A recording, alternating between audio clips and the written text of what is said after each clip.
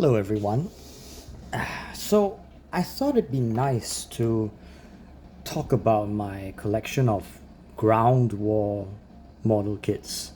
They all come from various places, and they aren't really all from the same kit, but I've collected them over the years, and I recently started putting more of them together.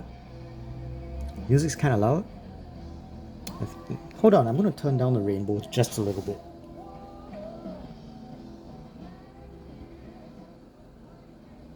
There we go.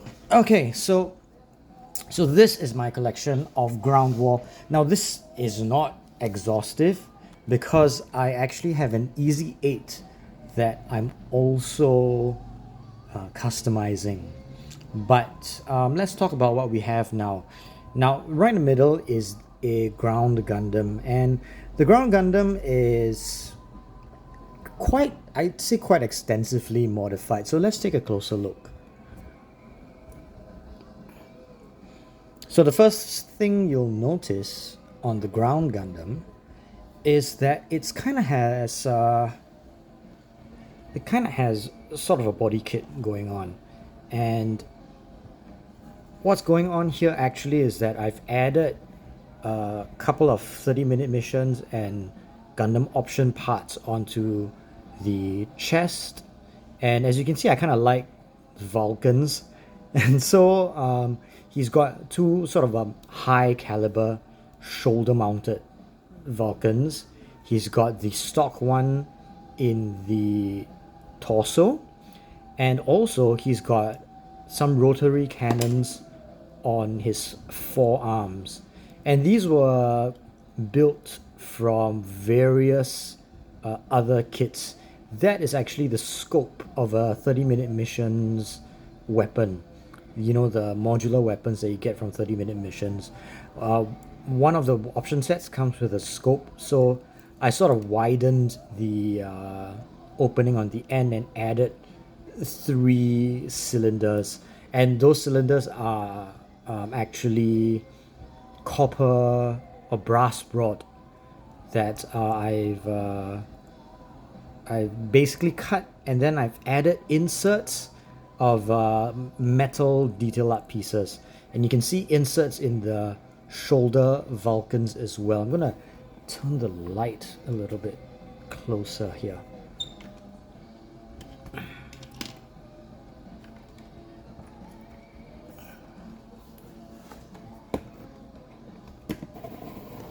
There we go.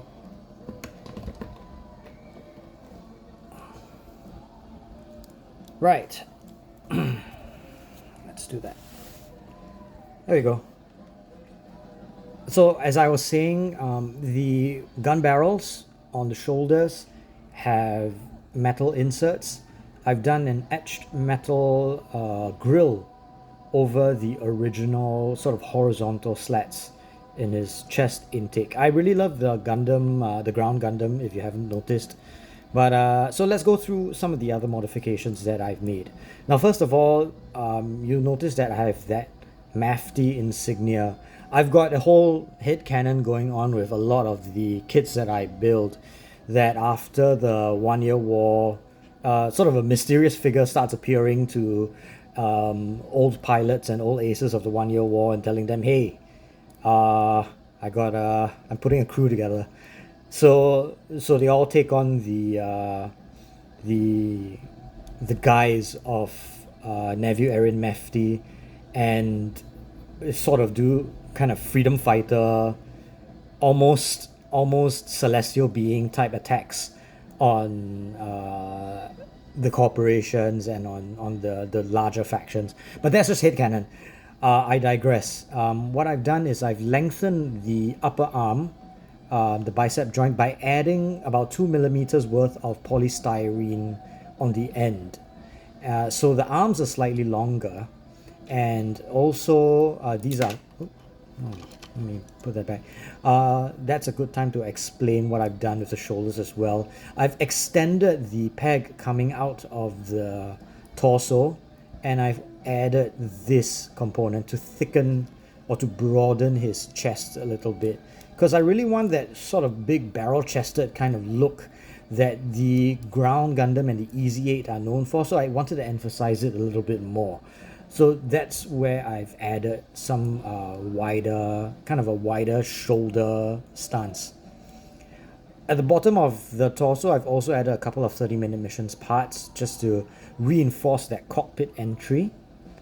And intakes on the side of the torso with also metal inserts. Etched metal panels on the front skirts. And didn't change the side skirts. The side skirts are already bulked up, I think. I don't think these are new. I think these were inherent.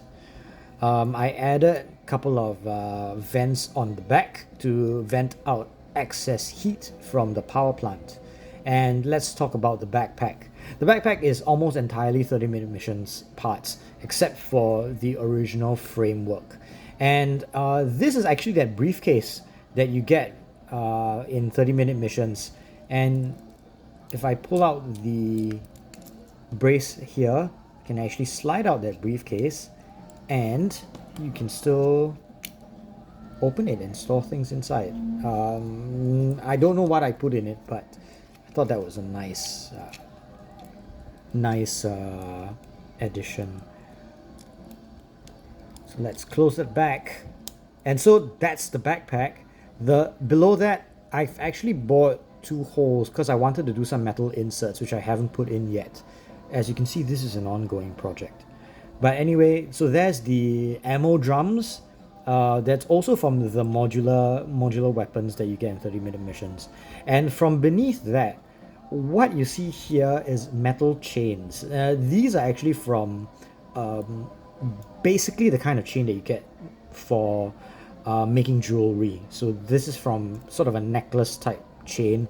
And I think these are called herringbone chains. If you go on Alibaba, AliExpress, the kind of sort of online sales platforms, you can find jewelry making supplies that sell herringbone chains. So that's what I have here. It is not as flexible as a normal chain. As you can see, it does limit my arm movement a little, but it's sufficient for my purposes because I can do sort of shooting poses perfectly fine. As you can see, this is very reminiscent of the Gundam Alex, but I just wanted, that on a ground Gundam platform. So moving down, on the legs, I just added a little panel on the front of the thigh using polystyrene sheet just to bulk it up. Bulked up the toe with a little bit of just random bits. And that's about it. I did not add anything. A couple of etched vents on the back of the calves as well. And that's about it for the ground Gundam, I think. What else? Tiny little attachment points for the shoulder pads. Just those, if you can see them, they're very small, right there on the shoulder pad, right? I might add more of those because they're kind of fun to add. But this is sort of an ongoing project. I kind of, fiddle with it and add things when I'm bored because I kind of like this platform. Also, the shoulder pads are magnetized now, just because I wanted to see if I could, and I could. So shoulder pads are magnetized, and that's the ground Gundam. Very, very fun little kit. I still like it a lot. It's not the biggest kit actually. It's quite short, but I like this design a lot, and I always wanted to improve it. The ground Gundam kind of needs an update with new joints and kind of a detail up. I still don't know why we haven't gotten our real great ground Gundam. We already have the Mark II, which is a great chassis to build a ground Gundam on, and even a ground gym and all that, but we still haven't gotten that, so hopefully sometime soon, right?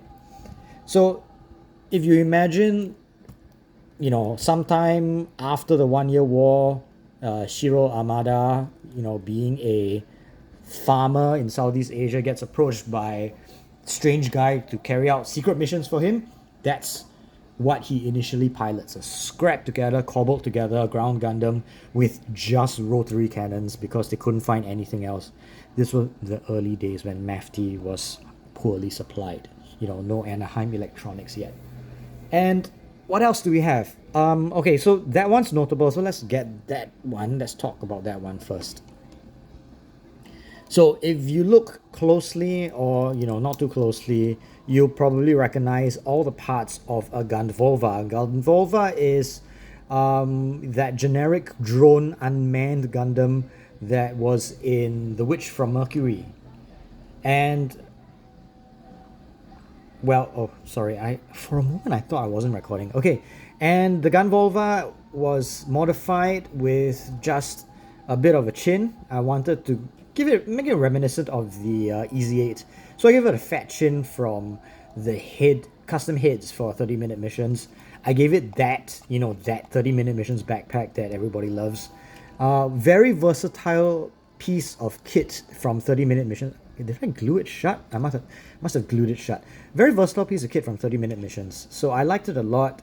Lots of chipping, repaint job. I left the shell units clear. I know a lot of people like to paint the shell units, but I left them clear just to show that the permit circuitry underneath.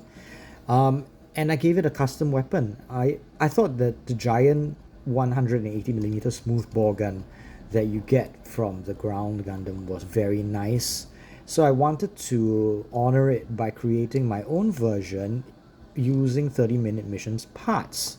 And so that's what I did. Let's have a closer look. So this is actually a foldable, collapsible handheld cannon. And you can actually sort of fold everything together and get a rather compact package. You can't store it in the backpack. I glued this down. But generally it's functions as a foldable cannon. And so I put this one together as a homage to the whole ground Gundam and EZ8 concept. And so I call this the ground Volver. It's basically, following the trend of what everyone's been doing with the Gundvolva and sort of paying homage to earlier kits and earlier designs using this kit as a base. It truly is the most vanilla Gundam, isn't it? Like, you could use this for anything and it sort of fit in any of the alternate timelines or in the UC. I think it's got a lot of potential. It's sort of on par with, what do you call it? The core Gundam in a way, right? You can add stuff to it all the time and sort of give it all those options. A lot of decals as well. You can see I like decals, so I do a lot of decal work. And these were from all kinds of different sets, and some third-party decals as well. I've got sort of G rework decals for the Earth Federation ground forces, and also I've got those shiny metallic reflecting stickers that come from 30-minute missions. Green on the left and red on the right, like nautical and like aircraft markings tend to go. So there's the Gundvolva or ground Volva, but he's not alone because he's actually got a pair of shields that you can mount on his backpack. And these are from that giant weapon set that just came out for 30-minute missions. And I really love this shield. The shield is just a flat grey, but you can see how much character you can give it just by masking and painting out different colors of the shield. I did very simple panel line etching here. I carved out that shape as sort of a reference to the original ground Gundam spike shield, the kind of shield that doubles as a weapon, because this really does look like that. And I added the cannon bike stand, so you can stand it up just like you would with a gym sniper tool or a ground Gundam. So these fit on his backpack because I added a little peg there, and basically this would be your one suit mobile forward artillery sort of a mobile artillery, right? Forward artillery base.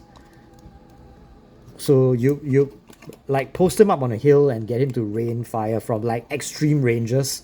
And then when people start pelting him, he's got his shields, and then when they get too close, he can mount up and just get the hell out of there. So it's falling apart. So this is the ground Volver. Now let's do some size comparisons, right? Because I thought I think it will be quite useful to compare. You know what? I'm going to dismount the shields because he's got a problem standing up with his shields on.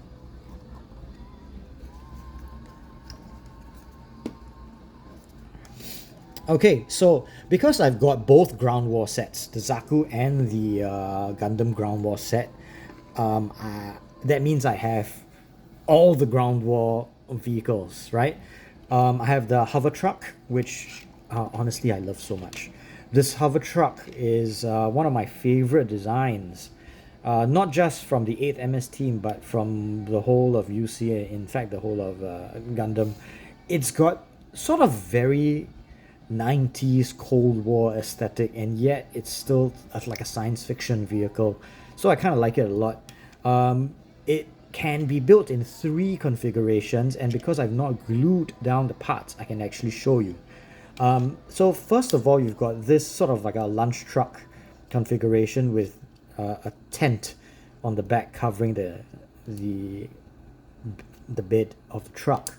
And what I can do is I can take that out, and you've sort of got a flatbed transport here. You can, was I out of frame?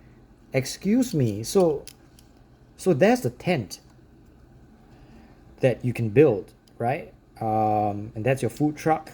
You can take that out, and you got a flatbed transport, right? With your front scoop as well. I think this is a posable scoop. There you go. That's very nice. So that's the second configuration, and the third is a command truck with a comms radome on the top that you can remove as well. You don't have to glue these parts down. So I can have 2 flatbeds, 2 transports if I want, or I can do one with the command truck. And it does come with wet transfers, water decals in the set. In the ground war set, you actually get water decals. So I've got a HQ marking, and I've got a 08 marking. Does it say 08 or 0? It says 08. So it says 06. And then you've got, sort of serial numbers on the back as well, which I thought was super nice. These are such small, tiny little markings, but they look so good. They really elevate the model by a lot. And you can see what I've done is I've done these jagged geometric camouflage. I thought an urban camouflage would really suit this this design, and I really like how it came out. So you can see the hover truck is actually one of the smallest vehicles you get from the ground war. It's only just about the same size as the M61, the Type 61 tank. So that's the Type 61 tank. It is not painted. Please excuse the state of it. But I'm going to do these in desert. I'm going to do these in sort of a Badlands looking khaki. And they're going to look pretty nice next to the Magella tanks that are in the back. The Magella tanks are so huge, you have no idea. I didn't realize that they would be, I thought they would be the same size as the Type 61, but they're not. So anyway, the Type 61 has the iconic dual cannon turret. Also removable, you don't have to glue them down. They're still posable, which is very nice. You've got a pintle machine gun on the top, and sort of very nice details, right? But I thought it would be nice for me to wait till I can find some suitable etched metal for that walkway around the back of the turret of the tank. Very, very nice kit. Cleans up well. You don't need a lot of work for this. Not many nub marks. They're all hidden underneath and on the inside. But you can see how much detail there is on the ground war set. because you see you've got the bottom of the tank, the underside, which they really didn't need to do. You've got the underside of the hover truck, and you've got sort of more details on the bottom of the Magella tank as well. Now the Magella is fun. I think maybe out of all the kits, this is sort of the most well made. It's got, you know, that turret that also kind of holds together with friction. But what I've done is with these two, what I've done is I've installed a magnet on the inside, and on the interior of this I've put a magnet as well. So what happens is that I can actually snap this on, and it's going to stay on while I manipulate it. But the Magella tank is a very, very nice kit, because you've got that tank turret elevation, the gun elevation. You've got sort of the breakaway flying cannon, absolutely 1970s aesthetic, right? And also you've got this little sort of a multi-barrel gun on the front as well, which is modular. It doesn't come with any other things you can put in it, but I left it unglued because I thought it would be nice for me to one day maybe create some options for the tank. And you can see that it's much bigger than the Type 61 is big. If you see it in the White Ogre little shot, you see the Type 61 has like a crew of like, I think 5. It's a big tank, but this is just preposterous. Not to mention that this thing has a flying turret, just a ridiculous design. So this is big, and it's got a couple of variants as well. This one I've put in the circular upturned exhaust, but you've also got a sort of a sleeker, like low profile exhaust, which I assume this probably is a later design where they streamlined the Magella. But yeah, so you do have options, and it's got a lot of like nice little details. It's got a molded in pilot, right, that you can actually remove, so you can have manned and unmanned, like pilotless sort of in storage, or just, you know, unpiloted, just inactive, right? And you've got that modular kit, and there is one more part that you can change.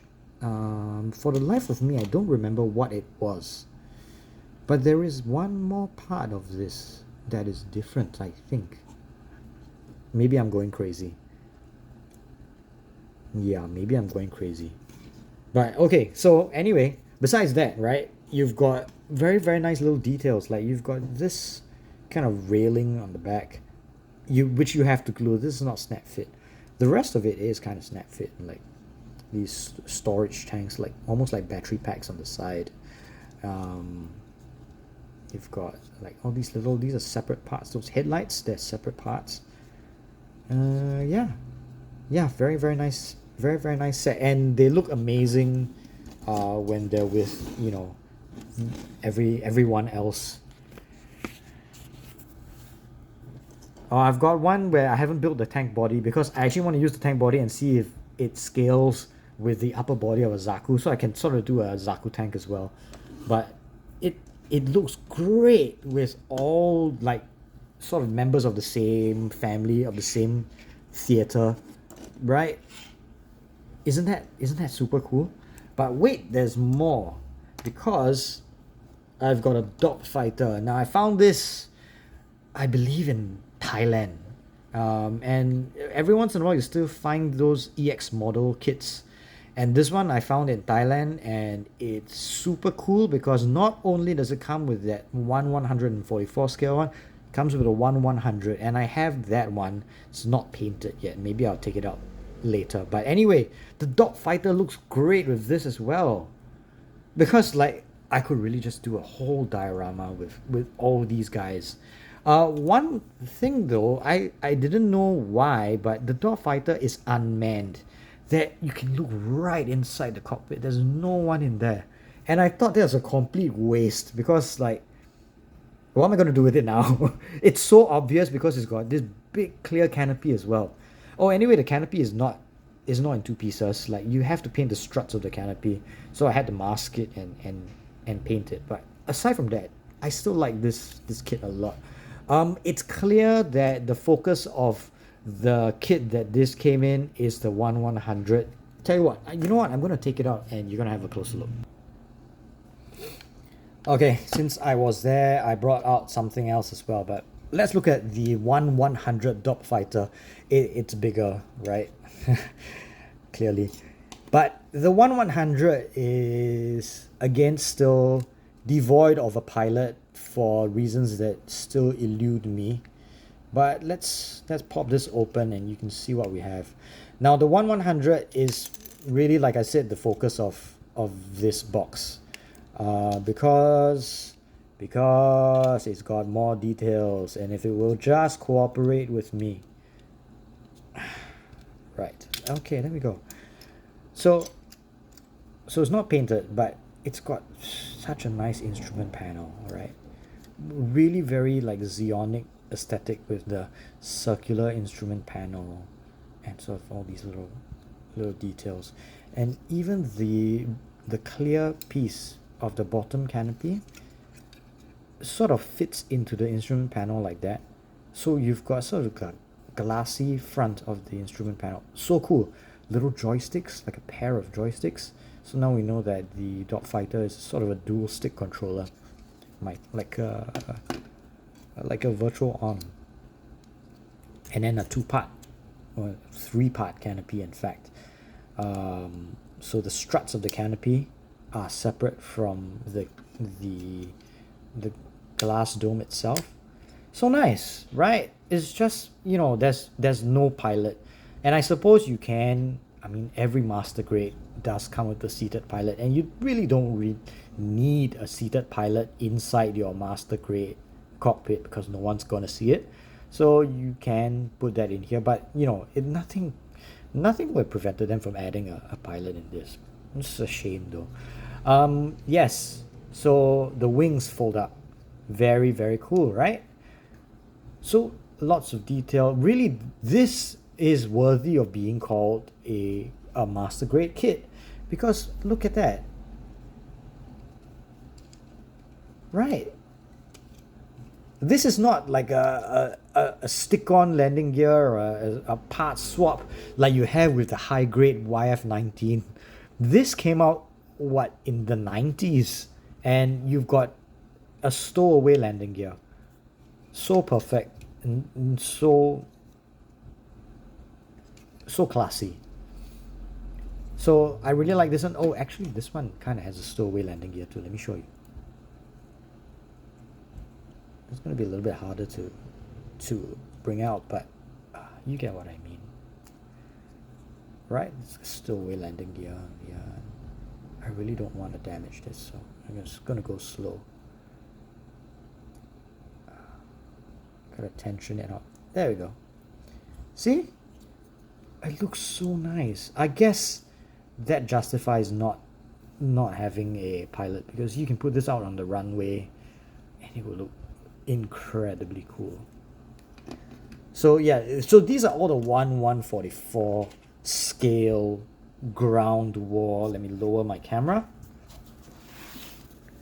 These are all the ground war vehicles, and super fun. But so what I want to add in is, this is relevant too, because the Magella tanks actually come with one of these, and this is a heavy cannon that is fielded by Zaku's during the 1-year war on the ground. And this only comes with this kit. But there's no mobile suit in this kit. So you're clearly meant... Oh, there is a mobile suit in this kit. What did it come with? Oh, it did come with the Zaku. Wait, am I crazy? Did the Magella... Oh, I'm so sorry. The Magella does not come with the ground war set. The Magella, it's its own kit. It's a pair of Magella tanks that come in a box, EX model. And this comes with the Zaku, the Type 61 tank, and the hover truck comes with a ground Gundam with an optional ground gym head. So this comes with a Magella tank, and it does not come with a mobile suit. So you have to get Zaku or similar to field it, right? And I just so happen to have a real grade Zaku 2, which I converted or am in the midst of converting into a Zaku 1. Let's raise that camera up again. You're gonna have to be a little bit higher to see this. So this is my real grade Zaku 1, and I'm still waiting for a nice piece of armor to cover that. It used to be a Char Zaku 1, hence the red piece there. So I'm looking for something nice to cover that up, but what I've done with most of it is I've already finished, most of it, and even weathered and chipped all of it. But here's the Zaku 1, and honestly, there's a lot more I could have done. I could have really covered up the conduit holes. Instead, I just swapped the legs so that the outside has no conduit holes. And on this, sort of I patched up the holes for the side. It's amazing that the Zaku 2 really is just a Zaku 1 with pipes. Because if you take those out, it's already a Zaku 1. And yeah, I know the chest is not canonically correct, but let's just say it's a transitionary model. I added the insignia. This insignia comes with a Gundam base kit. There are plastic insignias both for the EFF, ESFF, the Federation, and Xeon. So very, very nice kit, and you've got this as well. It just barely fits on the shoulder pad, but I really had to use it. And yeah, so that's the Zaku 1. Covered up the holes in the backpack, just simplified everything, but kept that detailed kind of real grade aesthetic across the board. Very, very, very, very fun little project. Didn't take long, but quite fun. And kind of muted down the colors, because this is the quote unquote denim Zaku 1, but instead of doing that bright blue, I kind of did a very just a cold black, a cold gray instead, to make it a little bit more real type, So there's the design. Again, lots of decals, but so that's how they all fit together. So almost dropped something. So this is the whole gang, ground war. I might actually I know that guy does not belong here, not the same, so I might just keep the gun Volver, the ground Volver, in his own little display, but the rest really deserves to be together on one display. Like just a friggin' battlefield, right, of everything with these guys as well, and then the remaining body of the last Magella tank as the lower torso of a Zaku.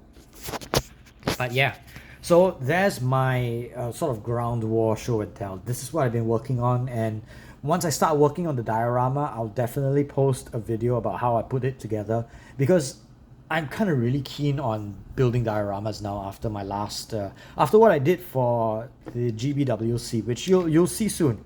I'll post my GBWC entry in the next video. In the meantime, thank you for watching and take care. Bye bye.